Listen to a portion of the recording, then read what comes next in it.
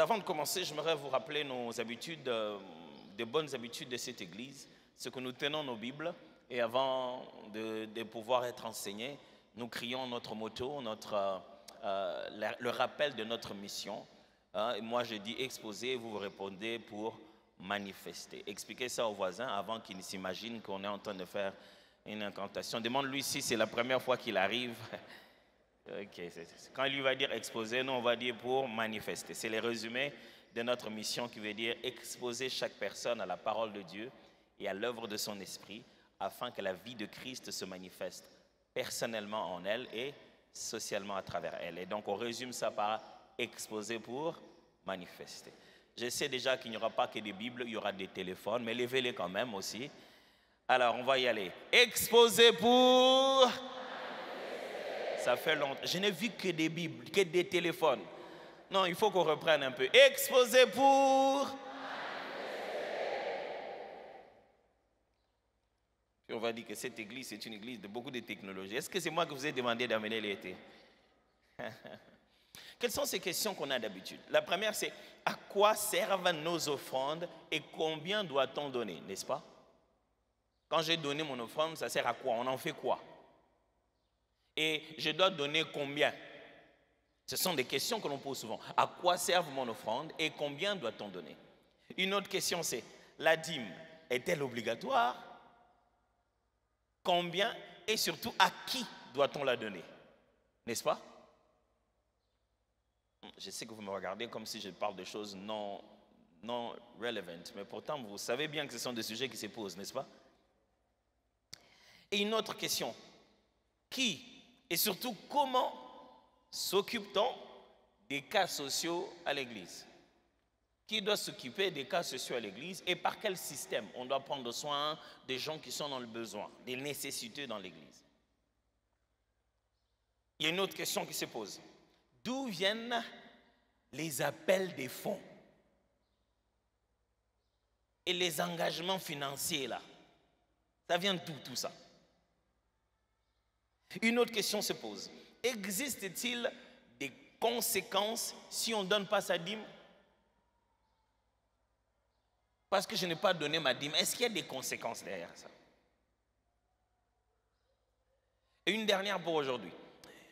Un chrétien demeure-t-il dans la malédiction parce qu'il a manqué de payer sa dîme?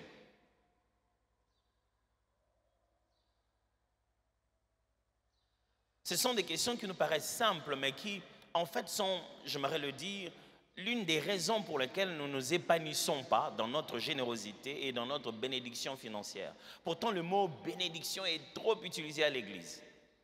Alors, on va tenter d'explorer ces questions. Je ne serai pas en train de dire question 1, réponse 1, mais ces concepts qui sont autour, je vais tenter pendant ces 2 jours de clarifier ces sujets autour de offrande, dîmes et toutes ces...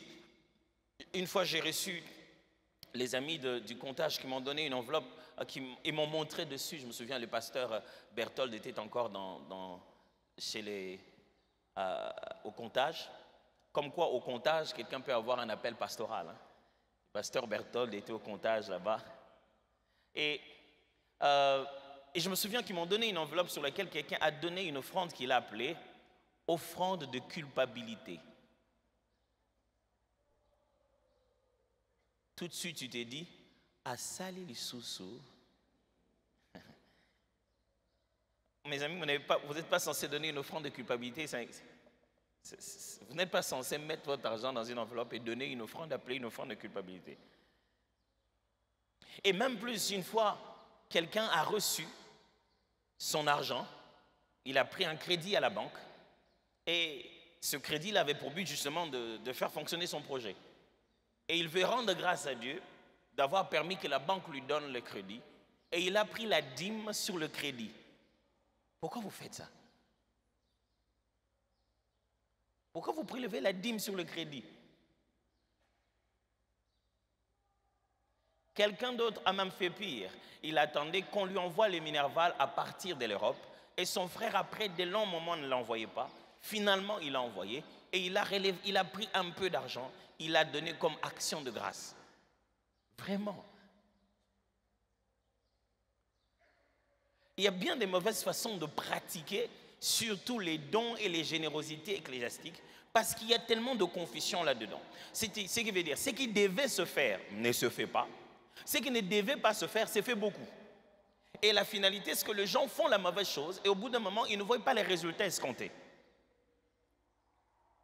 On va lire plusieurs textes aujourd'hui. Commençons par Actes des Apôtres, chapitre 4, versets 32 à 34. Actes des Apôtres, chapitre 4, versets 32 à 34. La multitude de ceux qui avaient cru n'était qu'un cœur, qu'une âme. Nul ne disait que ses biens lui appartinssent en propre, mais tous étaient communs entre eux. Les apôtres rendaient avec beaucoup de force témoignage de la résurrection du Seigneur Jésus, et une grande grâce reposait sur eux tous, car il n'y avait parmi eux aucun indigent. Tous ceux qui possédaient des champs ou des maisons les vendaient, apportaient le prix de ce qu'ils avaient vendu et les déposaient aux pieds des apôtres. Et l'on faisait des contributions à chacun selon qu'il en avait besoin. Joseph, surnommé par les apôtres Barnabas, ce qui signifie fils d'exhortation, lévite, originaire de Chypre, vendit un champ qu'il possédait, apporta l'argent et le déposa aux pieds des apôtres. On va continuer, chapitre 5, versets 1 à 11. Mais un homme nommé Ananias, avec Saphira, sa femme, vendit une propriété et retint une partie du prix. Sa femme les sachant, puis il apporta les restes et les déposa aux pieds de ses apôtres, aux pieds des apôtres.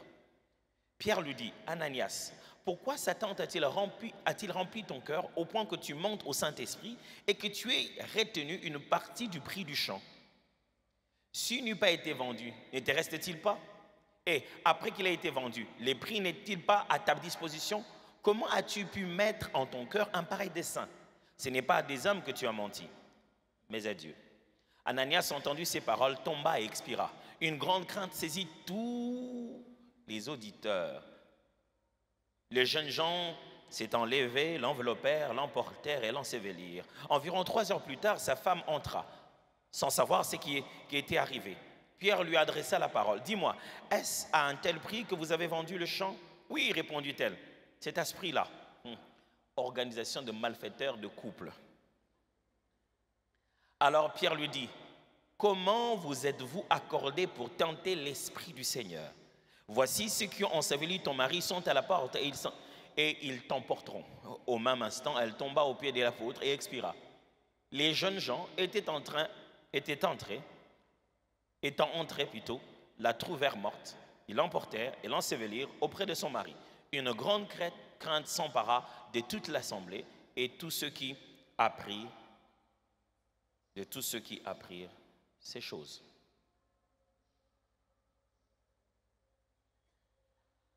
Incroyable, hein? Le prochain texte est plutôt 2 Corinthiens, chapitre 9, versets 1 à 9. Pas Actes, c'est plutôt 2 Corinthiens, chapitre 9, versets 1 à 9. Je veux lire 2 Corinthiens, chapitre 9, versets 1 à 9. « Il est superflu que je vous écrive touchant l'assistance destinée aux saints. Je connais en effet votre bonne volonté, dont je me glorifie pour vous auprès des Macédoniens, en déclarant que l'Achaïe est prête depuis l'année dernière. Et ce zèle de votre part a stimulé le plus grand nombre. » Vous vous souvenez de ce texte, je l'ai lu au début de cette série. « J'envoie le frère afin que l'éloge que nous avons fait de vous ne soit pas réduit à néant sur ce point-là, et que vous soyez prêts, comme je l'ai dit. Je ne voudrais pas, si les Macédoniens m'accompagnent et ne vous trouvent pas prêts, que cette assurance tournât à notre confusion, pour ne pas dire à la vôtre. J'ai donc jugé nécessaire d'inviter les frères à se rendre auprès de vous et s'occuper de votre libéralité déjà promise, afin qu'elle soit prête, de manière à être une libéralité et non un acte d'avarice. Sachez-le, celui qui sème peu moissonne peu, et celui qui sème abondamment moissonnera abondamment. Que chacun donne comme il a résolu en son cœur, sans tristesse ni contrainte, car Dieu aime celui qui donne avec joie. Et Dieu peut vous combler de toutes sortes de grâces, afin que, possédant toujours en toutes choses de quoi satisfaire à tous vos besoins, vous ayez encore en abondance pour toute bonne œuvre. Selon qu'il est écrit, il a fait des largesses, il a donné aux indigents, sa justice subsiste à jamais. Nous venons de lire 2 textes et le dimanche prochain, je reviendrai encore davantage sur le contexte de ces 2 livres. On a lu Actes des Apôtres et on a lu Corinthiens. Nous sommes dans le Nouveau Testament. Je n'ai pas voulu rester sur des textes qui viennent de l'Ancien Testament, pour que nous restions dans la façon de pratiquer la générosité à l'Église et que nous ne puissions pas réfléchir qu'avec une forme d'allégorie, on s'est dit c'est l'Ancien Testament, c'est comme les sacrificateurs et les Lévites. Ce raisonnement-là, il y a beaucoup d'erreurs que les gens intègrent à l'intérieur. Restons dans les pratiques du Nouveau Testament. L'Évangile a évolué, on continue à prêcher l'Évangile. Les apôtres sont combattus parce qu'ils viennent au temple et ils prêchent. Les disciples se multiplient, ils ont besoin de se rencontrer.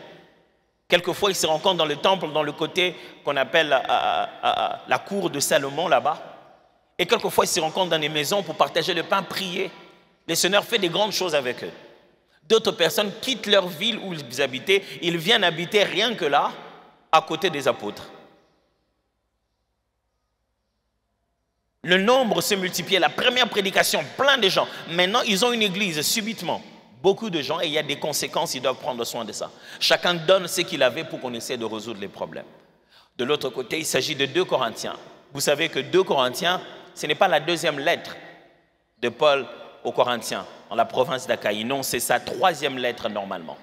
Paul a fondé cette église dans Actes des Apôtres, chapitre 18. Il y est allé et il a annoncé la parole et l'église a commencé. Après, il leur a envoyé une lettre parce qu'il a appris que cette église avait beaucoup de problèmes. Quand je regarde l'église de Corinthe, il ressemble beaucoup au pentecôtisme et permettez-moi de le dire, au pentecôtisme charismatique congolais surtout. Des gens remplis de Saint-Esprit, mais remplis de problèmes, des scandales. C'était une église qui faisait mal à la tête. Une église puissante, mais problématique. Après, alors, il a appris qu'il y avait beaucoup de bêtises dans cette église. Il est fâché, il leur a envoyé la première lettre. Cette lettre-là, beaucoup de gens n'étaient pas très d'accord.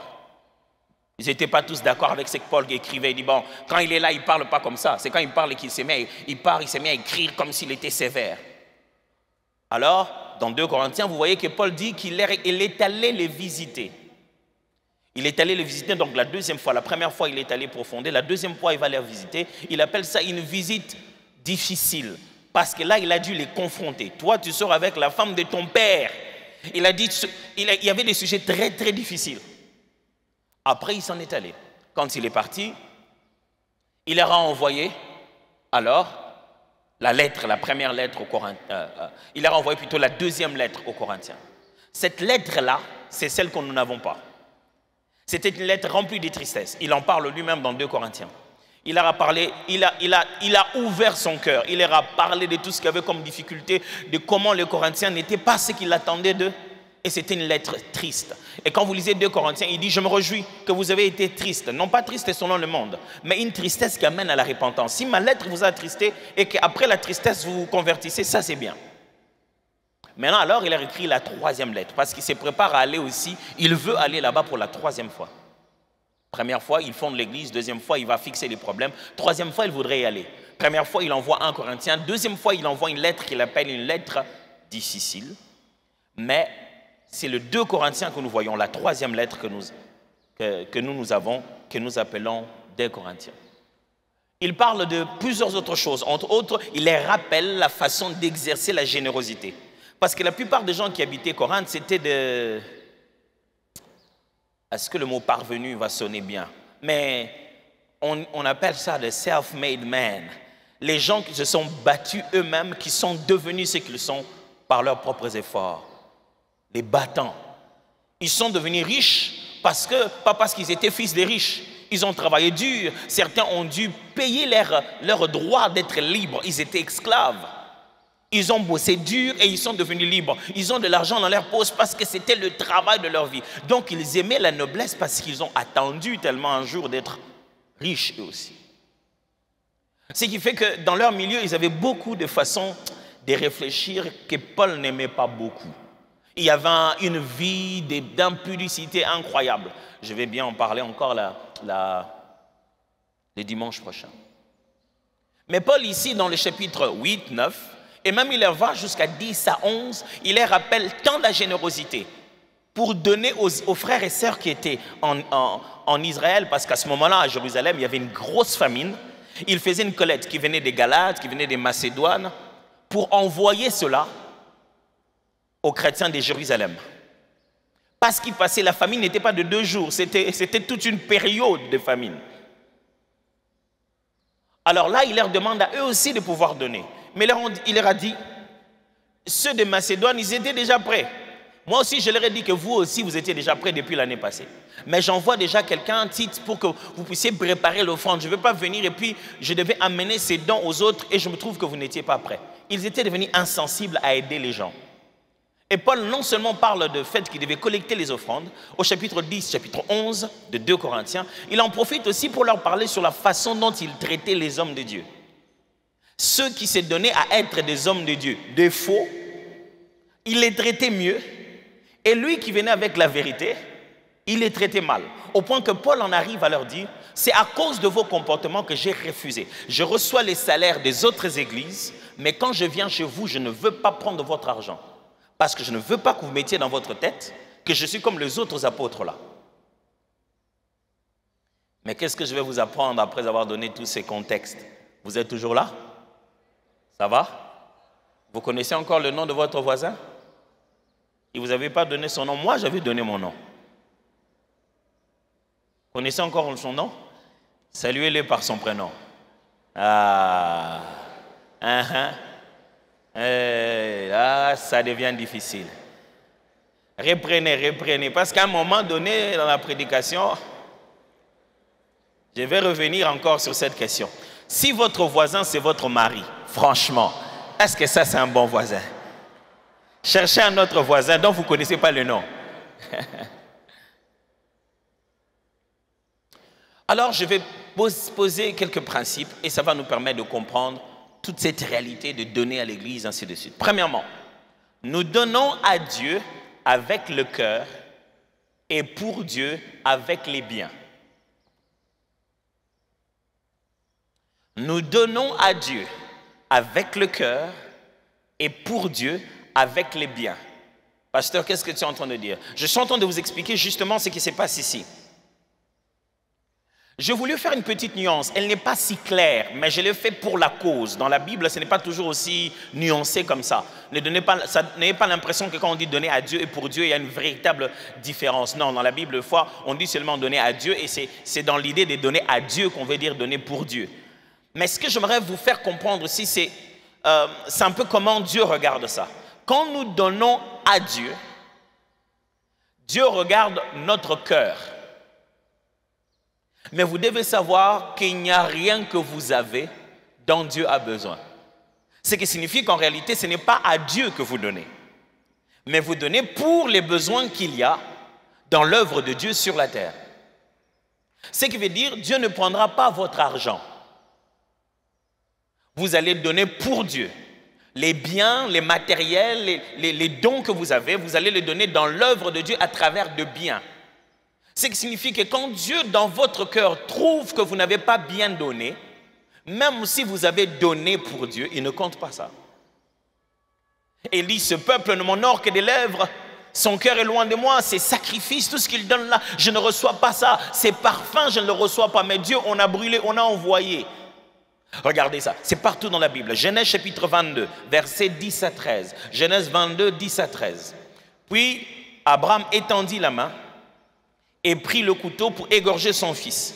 Alors l'ange de l'Éternel l'appela des cieux et dit, « Abraham, Abraham !» Et il répondit, « Mais voici. » L'ange dit, « N'avance pas ta main sur l'enfant et ne lui fais rien, car je sais maintenant que tu crains Dieu et que tu ne m'as pas refusé ton fils, ton unique. » Abraham leva les yeux et vit derrière lui un bélier retenu dans un buisson par les cornes. Et Abraham alla prendre le bélier et l'offrit en holocauste à la place de son fils. Vous voyez ça?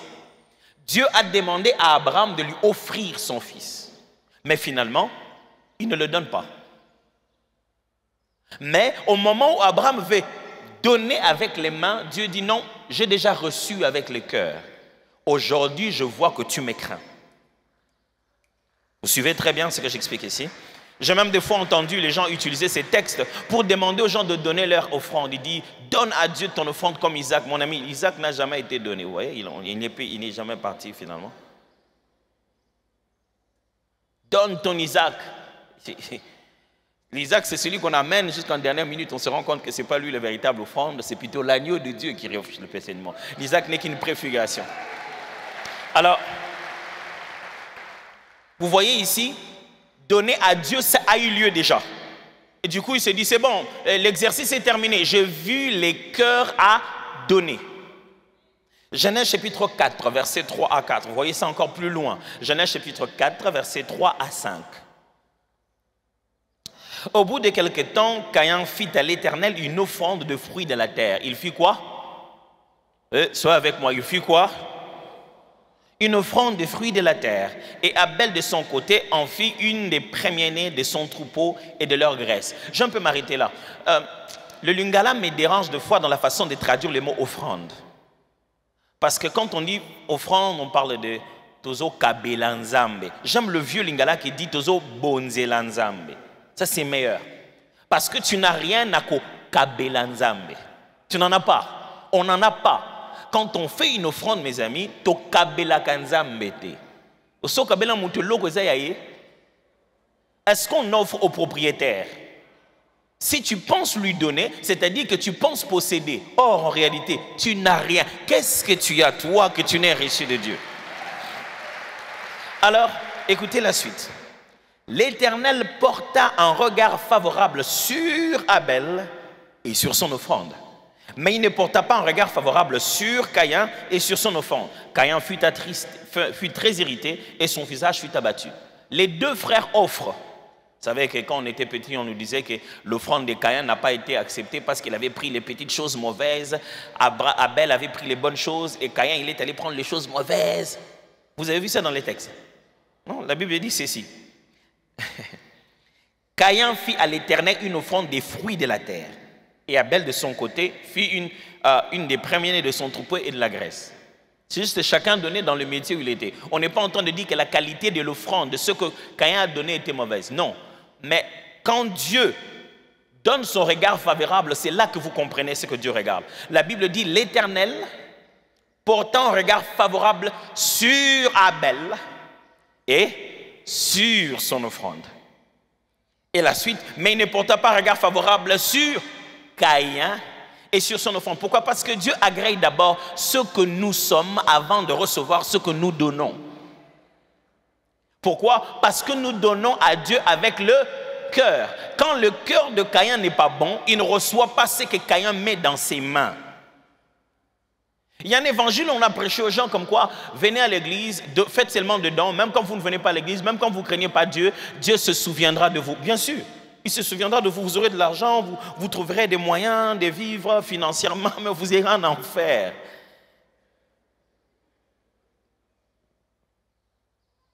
Il n'y a pas de compensation dans ça. Vous voyez ici, nous donnons à Dieu avec le cœur et pour Dieu avec les mains. Deuxième chose que j'aimerais nous dire, ce que nous donnons à Dieu va dans les besoins des hommes. Il faut qu'on s'entende clairement sur ça.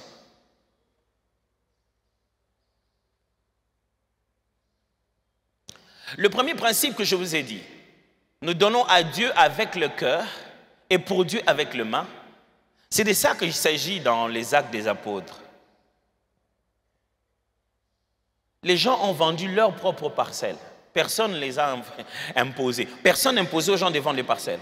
Chacun a juste vu qu'il y avait des besoins. Il y a eu une culture qui s'est développée au milieu des apôtres. Les gens vendaient leurs parcelles. On a même parlé de Barnabas qui a vendu sa parcelle.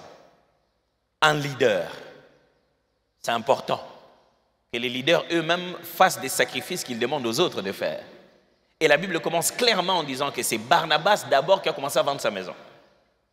Et puis après, il y a Ananias et Saphira, sa femme, qui font la même chose. C'est-à-dire, on donne, nous tous, moi aussi je vais donner. Mais ils sont allés. Il est question de donner et de prendre tout ce qu'on a donné et de venir donner à l'église. Maintenant, qu'est-ce qu'ils ont fait? Ils ont donné et ils ont menti le prix. Ils ont dit, C'est à vous. Pourquoi vous mentez les prix? Dites-nous, on a vendu et on a pris une partie, on a gardé, et l'autre, on vous donne. Non. Et ils veulent faire croire aux gens qu'ils ont tout vendu et ils ont tout donné à l'église. Mais quand ils arrivent, c'était le moment où Dieu était en train de donner des signes forts à l'église naissante pour que la crainte de Dieu monte. À peine qu'ils arrivent, Pierre a vu. Elle dit, papa, ça c'est vraiment tout ce que vous avez. Oui, et la Bible dit, il s'était déjà entendu, lui et sa femme. Est-il possible que dans votre couple, vous faites des arrangements pour mentir à Dieu dans votre cœur? Ils ont fait des arrangements, ils se sont dit, non, voilà, non. Quand tu vas là-bas, dis-leur seulement c'était 2000, hein, 2000, on s'est entendu 2000. Ils se sont bien entendus. Comme les couples, quand ils s'entendent quoi dire au pasteur, parce qu'ils sont déjà tombés avant leur mariage. Ah, quand on vient là-bas, on a dit 2000, hein, 2000. Ananias arrive. Pierre lui dit, vous avez vraiment vendu à 2000? Il dit, oui, hé, papa, là, 2000, c'était 2000. Je vous ai tout donné, non? Je vous ai tout donné. Il a dit, mais pourquoi tu essaies de mentir au Saint-Esprit? Cet homme est mort parce qu'il voulait donner. C'est-à-dire que, pourquoi? Parce que Dieu veut d'abord agréer le cœur et on ne blague pas avec le cœur. Et quand Dieu a vu que dans les cœurs, c'était faux, ce n'est pas le montant. Le problème, c'est que dans son cœur, il n'y avait pas de la libéralité. Au fond de lui, il s'est dit, mais si tu ne veux pas donner, ne donne pas. N'essaie pas de donner en cachant une stratégie. Tu te dis, moi je donne, le jour où ça ne marche pas, je vais dire aux gens, ah, voyez, vous aviez tout donné. Dieu a vu que leur cœur n'était pas pur. Et quand la femme arrive, même chose, elle est restée fidèle à son parti politique des menteurs. Et ils se sont dit, bon voilà, nous, c'était 2000, c'était 2000. Elle dit, maman, tu vois les jeunes là, tu vois là. C'est ton mari qui sont en train d'enterrer. Toi aussi, tu vas mourir. Pouf, elle meurt sur place. Si ces choses-là se faisaient encore, Seigneur. Pasteur Eric, il faut qu'on passe un moment de prière pour demander un don pareil. On va massacrer les membres d'église. Mais Dieu a vu que les cœurs n'étaient pas bien. Et lorsqu'il a essayé de prendre le cœur qui est donné, il dit, hé, pas ça. Maintenant, je suis en train de vous expliquer le deuxième principe qui dit ceci. Ce que nous donnons à Dieu va dans les besoins des hommes. Mes frères et sœurs, nous devons être clairs. Quand nous venons donner à l'église, on ne va pas donner ça à Dieu la nuit, en montant au ciel, en lui envoyant par ascenseur, ou on ne dépose pas en l'air dans les avions. Parce que ça doit vous choquer de vous dire comment quelqu'un qui est créateur de l'univers, il manque quelque chose. N'est-ce pas? Dit Dieu qui a tout, comment il va manquer quelque chose? Comment moi je vais aller lui offrir? Mes amis, vous n'offrez pas à Dieu ce que vous avez. Vous ramenez au donateur l'offrande, l'expression de votre gratitude. Et quand vous amenez ça, ça ne va pas chez les anges. Vous voyez les paniers qu'on a là-bas? On ne veut pas les récupérer et on les met dans un temps de prière et on le brûle pour que ça monte comme un parfum de bonne odeur. Non. Ce que nous donnons va dans les besoins des hommes. Et ça, c'est ce qui a fait mal au cœur d'Ananias et Saphir. Ils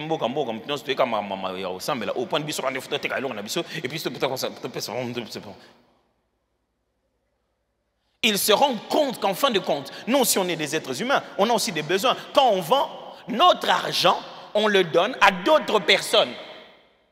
J'aimerais vous dire que l'argent que vous donnez dans cette église, on le donne à d'autres personnes. Pas au pasteur, à d'autres types de besoins. À d'autres types. Finalement, les gens qui profitent de l'argent que nous donnons, ce sont encore des hommes, pas Dieu. J'aimerais que ce soit clair. Demande aux voisins si c'est clair. Ça doit être clair, mes amis. Qu'est-ce que Dieu prend? Il prend le cœur de l'obéissance avec lequel tu es venu donner ça. Et c'est ce cœurs-là qu'il bénit. Mais ce que vous donnez financièrement va dans des besoins humains. Ce que nous donnons à Dieu va chez les hommes. Mais quand on dit que ça va chez les hommes, je parle de qui ici? Qu'est-ce que cela signifie? Ce que nous donnons à Dieu va chez les hommes. Ça signifie 3 choses. Premièrement, nos interactions sociales ont des conséquences qui demandent les contributions de chacun. C'est écrit. Nos interactions sociales ont des conséquences qui demandent le besoin, l'apport, les contributions de chacun. Puisque nous sommes des êtres humains, si nous nous rencontrons à 2, nous n'avons pas le même besoin. Quand nous nous rencontrons à 4, nous n'avons pas les mêmes besoins. Quand nous nous rencontrons à 12, ça monte. Quand nous nous rencontrons à 200, ça monte. Jusqu'ici, Jésus de Nazareth lui-même, qui est le sujet de la prédication des apôtres, on ne lui a même pas fait des cadeaux, des parcelles. Personne jusqu'ici, pendant que Jésus a fait son ministère de 3 ans, personne n'a amené à Jésus de l'argent à ses pieds parce qu'il a vendu sa maison. Vous lisez ça? Non. Qu'est-ce qu'il y a? Il n'avait pas l'onction des finances? Non. Il exerçait ce ministère différemment. Il n'y avait pas ce besoin à cause des types d'interactions que les gens avaient. Jésus avait des foules qui venaient, il leur prêchait et ils s'en allaient. Personne ne restait là-bas. Ils n'étaient pas comme à l'époque de Paul, où on passait toute la nuit à la prédication. C'est tellement long que quelqu'un qui dormait au-dessus tombe. Quand ils étaient 12, ils avaient juste un chargé des finances qui, à force de vouloir vendre, il a même vendu le maître.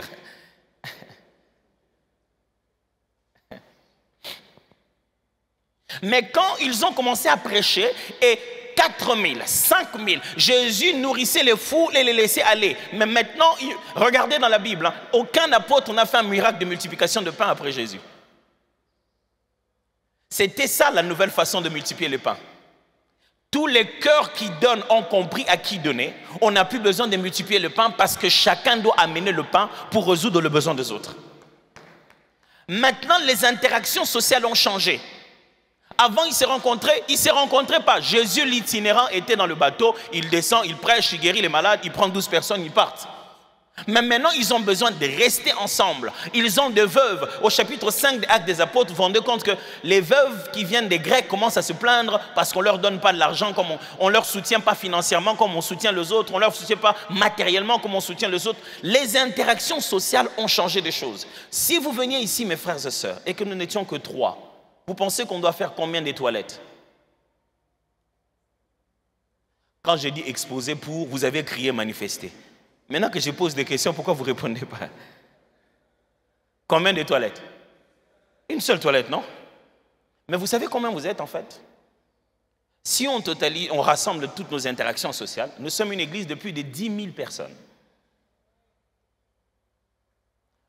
Hommes, femmes, enfants, tout petits, célibataires, certes, bon, célibataire c'est une catégorie, non?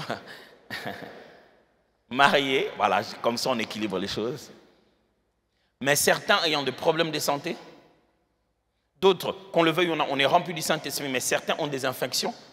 Pendant qu'ils se font soigner, ils peuvent vous infecter. Je ne veux pas que vous soyez libres de l'esprit et infectés du corps, délivrés des démons et remplis de microbes. Dieu ne va pas aller couvrir le problème des microbes. Nos interactions sociales ont des conséquences. Si nous étions une église de 200 personnes, les besoins seraient différents. Chaque fois que nous devons nous rassembler, il y a des conséquences. Et il y a des conséquences qui demandent à ce que nous puissions nous mettre à contribuer plus parce que nous allons devenir plus. Et si nous devons rassembler toutes nos églises, notre objectif c'est qu'à partir de l'année prochaine, par la grâce de Dieu, on en arrive jusqu'à, c'est 20 000, n'est-ce pas? 25 000, à partir de l'année prochaine, en rassemblant toutes nos églises. Donc on a 4 autres églises qui grandissent super bien par la grâce de Dieu. Et donc si je rassemble bien, on peut déjà presque devenir à 11 500 membres partout là où nous sommes. Quand on fait une réunion, nos interactions sociales changent. Quand on fait une école d'Apollos, on se met à enseigner les gens de 6 heures à 21 heures, différentes classes. À l'époque, quand moi-même j'enseignais à l'école d'Apollos, donc j'enseignais moi-même longtemps comme ça. Donc j'étais parmi les enseignants. Vous venez à 6 heures, c'est vous-même qui enseignez la même classe. Je me souviens bien, 6 heures. Là, vous enseignez, puis vous entrez au bureau. Vous enseignez, jusqu'à 21 heures. Si j'avais seulement une église où venaient 10 membres, je n'aurais pas les mêmes réalités. Nos interactions sociales, parce que nous nous rencontrons ensemble avec ces nombres, ça impose que ce que nous donnons à Dieu puisse aller vers les hommes. D'une certaine manière, nous utilisons ces choses-là encore. Nos besoins quand je dis les hommes, ne regardez pas les pasteurs, ne regardez pas les serviteurs, non, non. Quand je dis les hommes, c'est-à-dire les êtres humains que nous sommes. Je me souviendrai le jour où, subitement, là où nous louions nos bureaux, il y a eu des problèmes là-bas. Et on était en plein milieu de jeûne et prière ici, les 21, c'était 21 l'année passée. Hein? On était en plein milieu de 21 jours de prière. On priait, on était ici, on priait le matin. Et je suis passé le matin, j'ai trouvé quand même qu'il y avait un mouvement bizarre. Je suis sorti, je suis allé dans un autre bureau que j'étais en train de préparer pour héberger l'école que je dirige. J'étais en train de préparer ces bureaux-là pour qu'on commence nos activités parce qu'on devait redémarrer les activités. J'ai fait les vidéos, j'ai tout préparé pour relancer les activités de l'Ocute Bible College. J'arrive à l'entrée, je trouve que notre voisin qui vend les vitres n'était pas ouvert. J'entre, j'étais pas à l'aise dans mon esprit. J'ai dit, ok, je pars d'abord là-bas voir comment avancent les travaux. Je pars et je reviens, je trouve les policiers partout en train de sortir les choses en désordre, tout. Waouh! On nous a déguerpis, il y avait des problèmes avec notre ancien bailleur, ainsi de suite. Il n'y avait pas de problème que chez lui, il y avait des problèmes avec tout le monde là-bas. Il y avait beaucoup de situations, je ne vais pas entrer là-bas, ce sont des longues histoires. Mais on devait quitter là-bas subitement. Alors on n'avait plus de bureau, j'aurais dit, écoutez, on n'a pas le temps de réfléchir, on a prière, ramener tout ça là au bureau de l'école. Jusqu'aujourd'hui d'ailleurs, les nouveaux bureaux de l'église se trouvent là-bas, dans ce bureau que moi j'avais loué personnellement pour l'école. Mais le soir, vous devez venir en prière, adorer Dieu, en esprit et en vérité.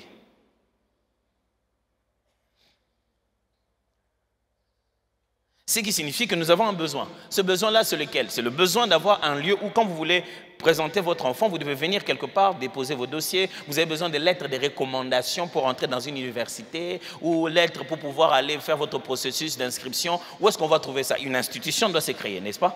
On doit avoir un lieu où on sait que c'est ici les bureaux. On doit avoir un sceau, les gens doivent gérer cette administration. Ce sont nos interactions sociales qui causent cela. Quelqu'un m'entend très bien? Ce qui signifie que ce que nous donnons à Dieu va à ces besoins-là. Deuxièmement, qu'est-ce que ça signifie? Ça signifie que nous ne devons pas rester insensibles aux besoins sociaux dans l'Église. Quand nous disons que ce que nous donnons à Dieu va aux besoins des hommes, ça signifie que nous ne pouvons pas rester insensibles quand il y a des besoins sociaux à l'Église. Ce que je vous ai lu dans 2 Corinthiens, c'est Paul qui leur dit, nous avons nos autres frères, ils ne sont pas païens comme vous, ils sont juifs d'origine. Et ils sont en train de passer à une période de famine. Ils n'ont rien. Dans leur contrée, il n'y a plus de quoi produire. Vous savez qu'Israël, c'est un coin désertique. Et il y a d'autres chrétiens là-bas. Je ne sais pas qu'est-ce que le gouvernement fait, mais je sais qu'il y a des frères et sœurs dans les seigneurs comme vous. Ils sont dans un contexte où ils sont en train de souffrir économiquement. On peut créer un système ecclésiastique qui vient au secours aux amis, aux frères et sœurs dans les seigneurs qui sont sous une autre forme de gouvernement économique. J'ai dit ça tout le temps à mes collaborateurs, à mes frères et sœurs avec qui nous travaillons. Que je suis dans une église où je pense que chaque fois qu'il y a un besoin dans le monde, nous devons intervenir. Je ne suis pas dans une église du tiers-monde qui pense que s'il y a quelque chose s'est passé en Haïti, nous, on ne doit pas aller intervenir. Pourquoi pas? Je leur disais, j'attends seulement que les jeunes de notre église mûrissent suffisamment, qu'ils abandonnent l'histoire au bois Kangunda. On n'est plus dans le moment où il y en avait besoin. Ce n'est plus un besoin. Que les jeunes arrêtent de réfléchir comme ça. Alors on peut pouvoir commencer à les envoyer en mission partout où il y a des problèmes pour qu'ils puissent aller apporter aux frères et sœurs de l'aide là-bas. Si je les mets dans l'avion pour les envoyer en Ukraine, pour apporter des gens de l'aide en Ukraine, non. C'est là que tu feras que les familles peuvent faire on appelle ça des missions de sauvetage meilleures que même les Américains. Oh, à partir d'Ukraine, on a oncle là, il y a Kazoua qui est en pleine guerre. Hein. À côté de ça, il y a la Turquie, maman, ma bimag, vous n'en avez pas besoin. Ceux qui ont déjà fait ça pour toute la famille, ils ont fait beaucoup de sacrifices. Essayez de mûrir ici, essayez de produire ici. Parce qu'ils vont vous dire, on n'est jamais mieux que chez soi-même. Finalement, où que l'on soit, on est toujours étranger. Donnez-leur la capacité de produire ici. Quand ils vous envoient l'argent pour faire quelque chose ici, ne bouffez pas ça. Faites ce qu'ils vous demandent. Parce que même eux, ils ont envie de rentrer à un endroit où ils sont chez eux, mais avec la même aisance qu'ils ont ailleurs. Je dis ça parce que je suis en train de nous montrer que, de fois, on a des besoins sociaux à l'intérieur de l'église, pas seulement de l'église locale, mais de l'église corps du Christ. On a des besoins sociaux. La Bible dit qu'à l'époque, il n'y avait même plus d'indigents. Personne n'était à un niveau de pauvreté tel qu'il manquait tout. Pourquoi? Parce que ce que l'on donnait à Dieu allait dans les besoins des hommes. Quelqu'un me suit ici? Ça, je l'ai déjà confessé plusieurs fois. Ma femme est là, elle sait donc. Même si je confesse encore, elle sait très bien de quoi je parle. Plusieurs fois, je me suis un peu mûri, je vais pas m'enorgueillir, mais je me suis un peu mûri dans le domaine. Mais plusieurs fois, surtout au début de notre mariage, à la fin du mois, ce que j'amenais à ma femme, ce n'était pas mon vrai salaire. C'était vraiment la grâce de Dieu qui ne voulait pas que ma famille ne puisse pas souffrir. Parce que mon vrai salaire était fini depuis longtemps. Parce que j'ai demandé les avances sur salaire pour aider les frères qui ont besoin d'aller au Minerval, les frères. Parce que des fois, quand les frères te donnent un sujet de prière, tu as compris. Tout ça, Mikolo, quand tu comprends, tu sens le sujet de prière, tu as compris. Pasteur, priez pour moi parce qu'en sortant ici, on va me chasser à Minerval, je ne sais pas comment je vais faire. Ok. Si tu crois à la prière, pourquoi tu n'as pas prié toi-même? Pourquoi tu es resté 2 heures à la file en train d'attendre au bureau juste pour que je fasse cette prière-là pour toi? Tu crois vraiment à mon onction, hein? On a eu des cas, des trucs comme ça. Et donc, il y avait des situations de compassion où on était obligé. Papa Milan, je ne sais pas s'il est là, qui était notre chargé des finances à la Gombe, il peut vous témoigner de toutes ces choses-là. Il fallait donner.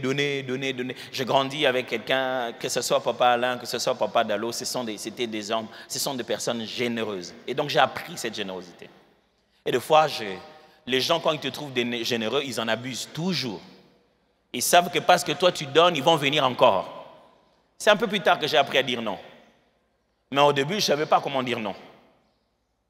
Mais ce que j'essaie de vous dire, il y avait tellement de besoins, on ne pouvait pas rester comme ça. Et donc l'église se disait qu'ils nous payaient, mais ils ne nous payaient pas. Jusqu'un jour, le comité s'est assis et ils ont essayé d'étudier la chose. Ils se sont rendus compte que tous nos salaires, moi, le pasteur Kel, le pasteur Roland, on faisait que ça, cette affaire-là de prendre des avances sur les salaires et aider les gens. Ils ont dit, mais vous qu'est-ce que vous ramenez dans vos maisons? On s'est dit, bon, le Seigneur fait seulement sa grâce comme ça.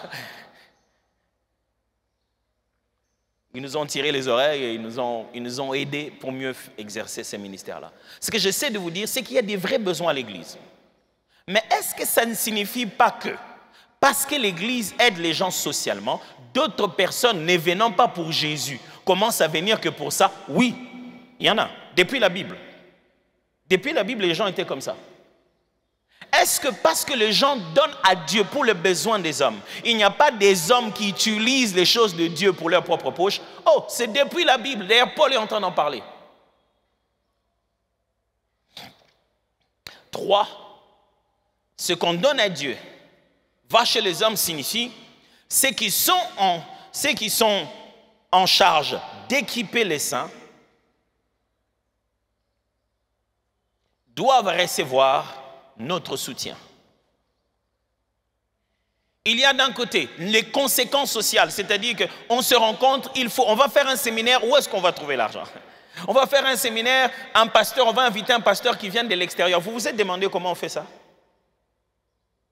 Si ce que nous donnons comme offrande tient déjà avec les besoins que nous avons. Quand on invite un pasteur venu de l'extérieur, on doit le loger, donner les véhicules pour 2 ou 3 jours. Mes frères, j'aimerais vous demander de grandir dans les choses des finances dans cette église. Je ne dois pas venir vous dire, nous allons avoir des orateurs, quelqu'un a-t-il sa Jeep qui peut mettre à disposition? C'est un élan de cœur. Tu dois apprendre que je vais être béni. Pasteur, est-ce que vous n'avez pas besoin de quelque chose pour qu'un orateur puisse... Ça doit venir de votre élan de cœur. L'église, ce n'est pas bon. Ceux l'église en ont besoin, on n'est pas des quémandeurs. Tu es frère et tu es sœur de cette église. C'est un besoin de ta communauté. On ne doit pas venir te demander pour que tu donnes.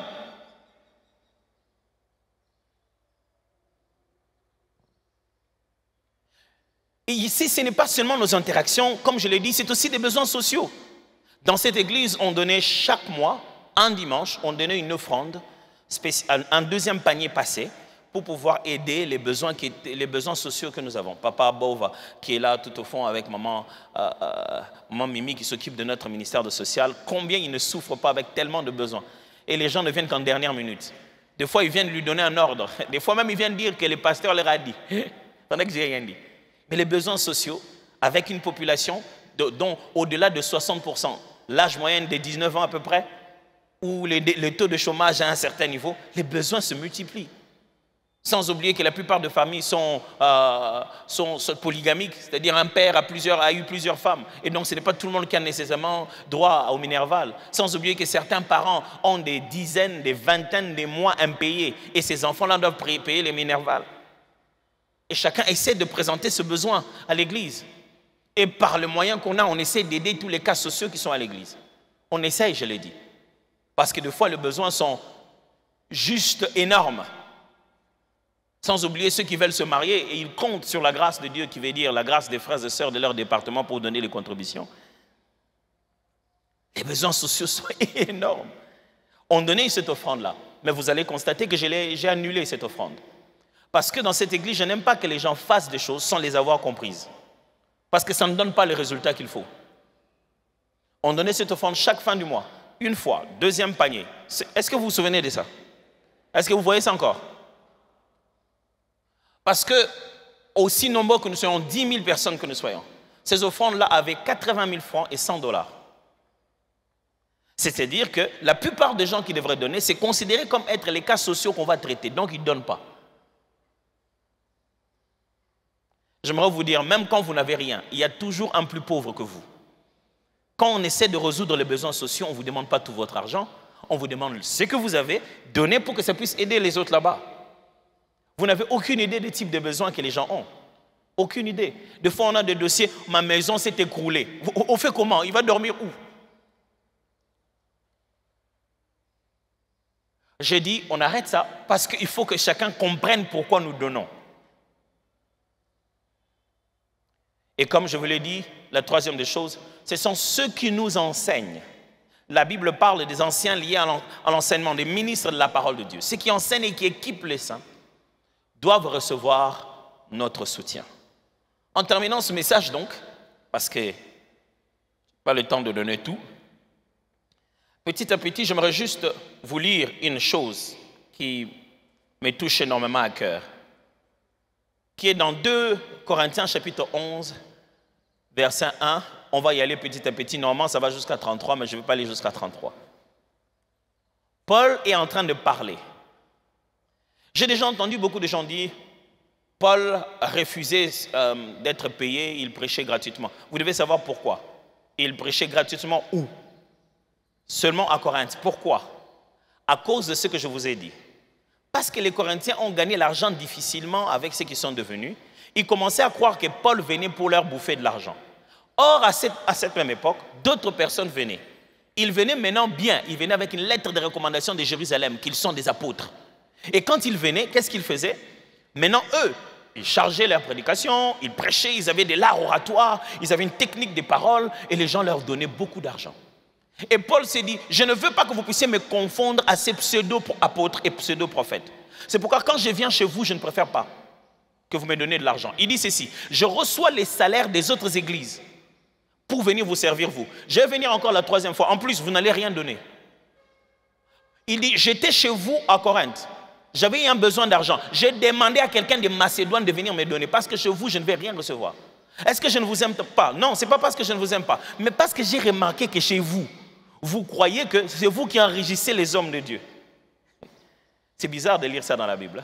Quand je lisais ça, j'avais vraiment l'impression de voir le Congo. Il leur dit, les gens qui vous prêchent un faux Jésus, un autre Saint-Esprit, ils vous battent, ils vous mentent, c'est à eux que vous donnez l'argent. Il dit, les soi-disant apôtres, quand ils viennent, ils vous tapent même. J'ai même vu des gens pour faire le miracle, il faut pas, mais c'est là que les gens veulent aller s'aimer.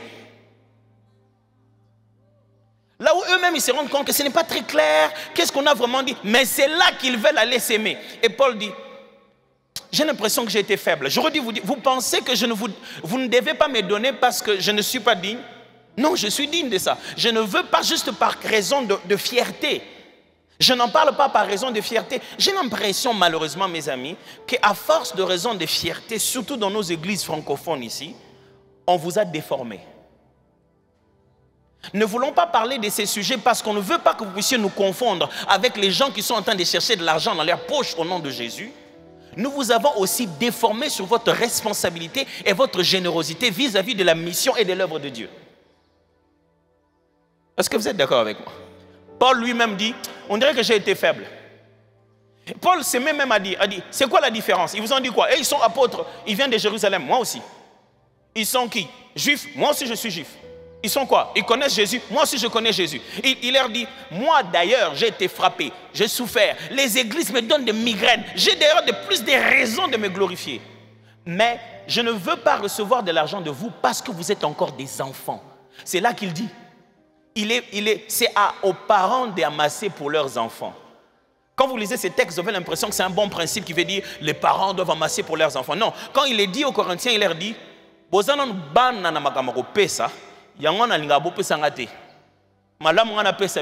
leur dit, je viendrai vous donner de l'argent. Waouh. On va les lire. Ah, si vous pouviez supporter que je sois un peu fou. Eh bien oui, supportez-moi. Je vous aime d'un amour jaloux. Et ce très grand amour vient de Dieu. En effet, je vous ai promis en mariage à un seul mari, le Christ. Oui, je vous présente à lui comme une jeune fille très pure. Mais rappelez-vous, le serpent a trompé Ève par son mensonge. Alors j'ai peur d'une chose, qu'on vous donne des idées fausses et que vous ne soyez plus fidèlement et sincèrement attachés au Christ comme avant. Ça c'est Paul, hein? Écoutez la suite.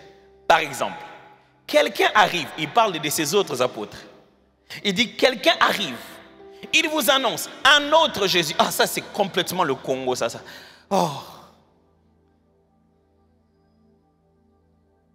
Et le plus drôle de ça, c'est quand vous regardez des vidéos, vous regardez des photos, vous voyez les membres de l'église là-bas.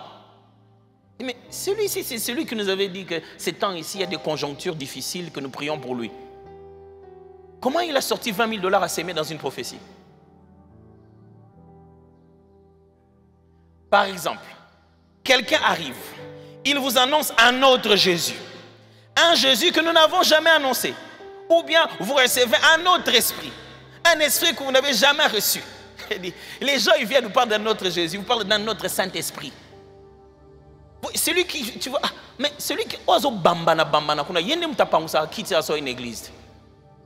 Kuna zo bambana boni, molimo. Donc, molimo azalagate quoi. Ou bien il y a l'ingara, oh, bah, kweyaka. Paul s'est dit, je vous montre les choses de la bonne manière. Mais non, quelqu'un vient, il vous montre les choses de la mauvaise manière. Et il suit encore. Ou encore, on vous annonce une bonne nouvelle que vous n'avez jamais reçue non plus. Et vous supportez très bien cela.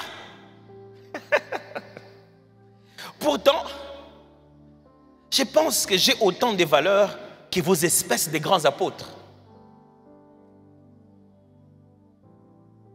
Regarde bien les voisins, il est devenu bizarre depuis que je prêche cette partie de la prédication.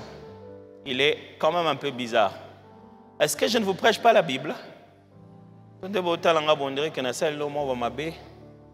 Ça va toujours? Ok. D'accord. Je ne sais pas très bien parler. Parce que ces gens-là étaient venus, ils étaient des grands parleurs. Ils vous parlent des mystères, de la profondeur. Il dit, ok, moi je parle Smao, bien-aimé dans le Seigneur, je parle des églises des Français. C'est bon. Je ne sais pas bien parler. Ou j'avais l'impression qu'il prenait les mots de ma bouche. Mais pour la connaissance de Dieu, c'est autre chose. Nous avons toujours montré cela clairement dans tout ce que nous avons fait. Quand je vous ai annoncé la bonne nouvelle de Dieu, je me suis fait petit pour vous rendre grand. En vous l'annonçant gratuitement. Est-ce que vous avez déjà acheté l'huile d'onction ici dans cette église? Hello, vous êtes parti? Oh, okay. Ou bien on vous a dit que rencontrer le pasteur était payant. Ou vous avez fait une séance de délivrance où on a demandé à chacun d'amener $100 pour la retraite pour lui-même. Vous priez dans cette église au moins? Ok.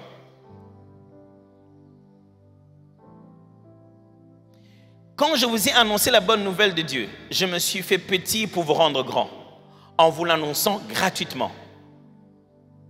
Est-ce que c'était une faute? C'est Paul qui se demande ça. C'est la même question que je me suis posée. Je me suis dit, Seigneur, est-ce qu'on a mal fait de montrer aux frères et sœurs à l'église que nous ne sommes pas attachés à l'argent, que nous ne sommes pas là en train de servir pour l'argent? Est-ce qu'on a mal fait? Est-ce que ça ne les a pas poussés à croire que l'église n'a pas de besoin, qu'il n'y a pas de besoin à faire évoluer l'église? Quand j'ai travaillé pour vous, j'étais payé par d'autres églises. Lisez ça dans la version seconde. Il dit, quand je venais chez vous, je recevais mon salaire d'autres églises. J'ai pris leur argent pour vous aider. Quand j'étais chez vous, j'ai eu besoin d'argent, mais je ne vous ai rien demandé. Les frères venus de Macédoine m'ont apporté ce qu'il me fallait. J'ai toujours évité d'être un poids pour vous. Et je l'éviterai toujours. Vous voyez ça? Ça, c'est la fierté de l'homme de Dieu. Il ne veut pas que les membres à l'église aient l'impression que il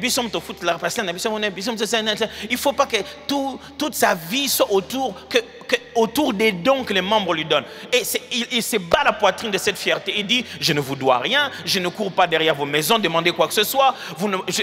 Je suis fier de ça. Mais écoutez la suite.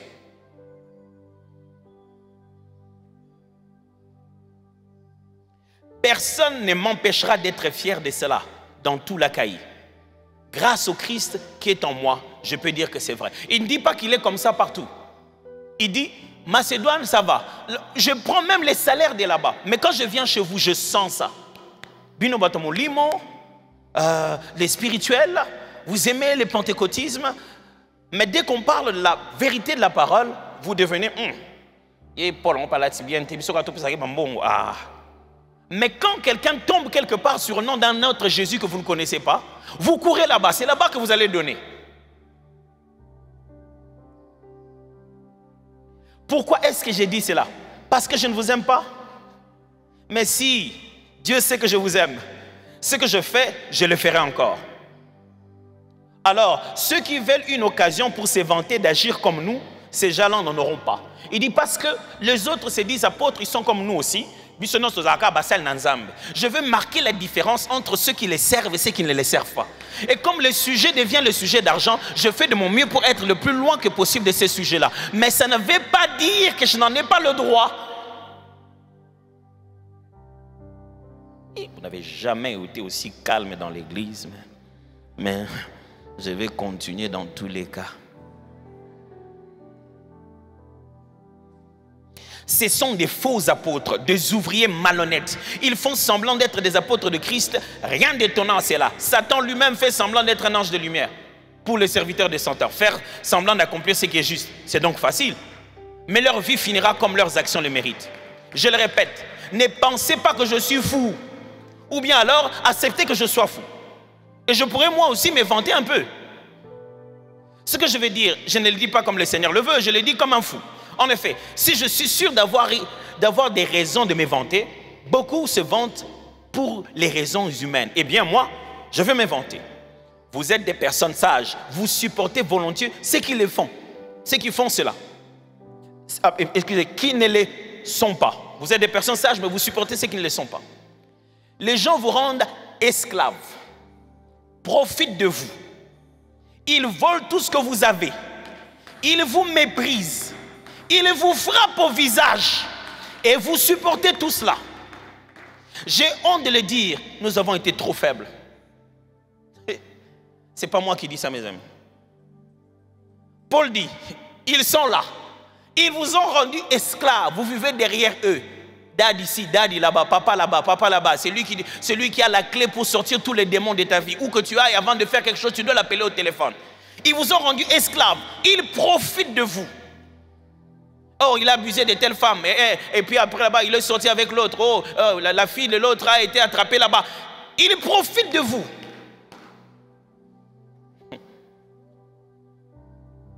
Ils volent tout ce que vous avez. Oh, on lui a donné une prophétie. En réalité, c'était pour pouvoir lui sortir sa voiture là. Mais on lui a donné une fausse prophétie pour qu'ils se soient arrangés. Ils ont créé des manquionnats. Ils ont cité le nom de quelqu'un pour le... Mais ils profitent de vous. Ils vous méprisent. Au-delà de tout ça, quand ils vous parlent à l'église, vous sentez qu'ils parlent comme à ses enfants. Ils vous grondent à l'assemblée. Ils n'ont aucun respect pour vous. Ils finissent le culte en retard à des 2 heures, des 6 heures.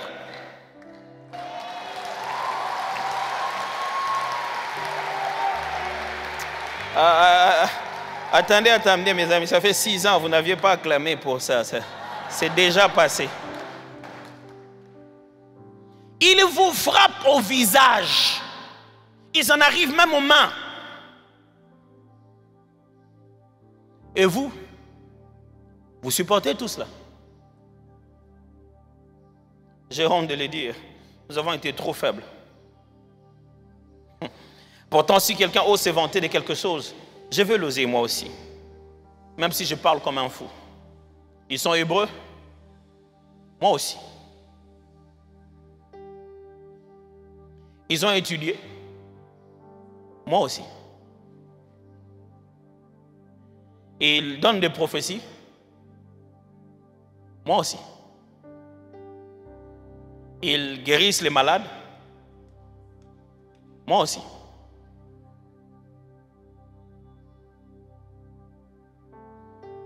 Mais qu'est-ce qu'il y a? Quelqu'un vous a dit que 10% de votre argent était à Dieu et le reste était à vous. Ça, c'est faux. Tout ce que vous avez est à Dieu. Ce que vous lui donnez n'est que l'expression de votre offrande.